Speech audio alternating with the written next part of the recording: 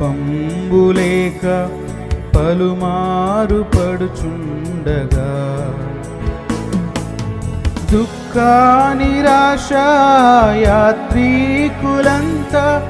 దారి తప్పి ఉండగా దుఃఖ నిరాశ యాత్రికులంతా